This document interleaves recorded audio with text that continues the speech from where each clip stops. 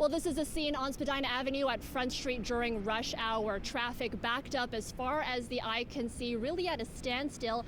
And these buses here are meant to replace the 510 Spadina streetcar, which went out of service as of yesterday. The TTC says this is to accommodate a number of different projects. Those projects not expected to be completed until the end of December. We have some work at Spadina Station to allow for future expansion of the platform inside. That will allow for more streetcars. We've got some work between College and the station along the right-of-way, so the overhead and track. And then again on the south side near Queens Quay, we've got some track and overhead work being done there north to King Street. It means on this typically busy stretch of road, the 510 streetcar is being replaced by buses both ways on Spadina, between Spadina Station and Queens Quay West.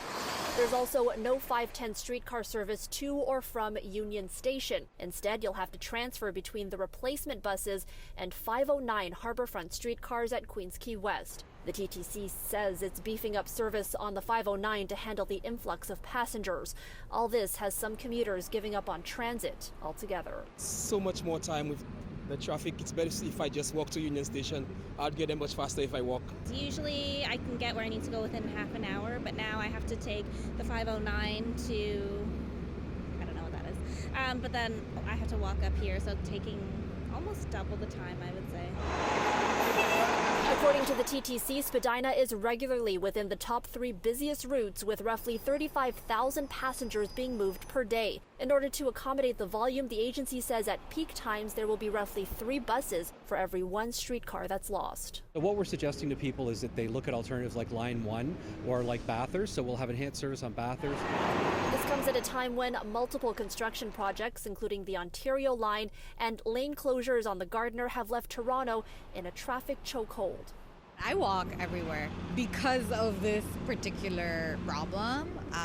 It's really bad. I think it's getting worse. It's a complete disaster. I voluntarily don't drive in Toronto. I definitely try to avoid taking anything that isn't the subway these days, because living right on Queen as I do, sometimes it's just gridlocked in every direction as far as the eye can see. Why now?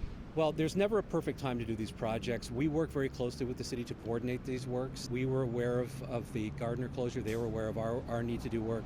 But the reality is that we have to do this work in order to keep the system running in a state of good repair. Now, the TTC says it will be monitoring how things are running over the next few weeks and months and making changes where necessary to see if they can improve traffic flow. In downtown Toronto, Natividad, City News.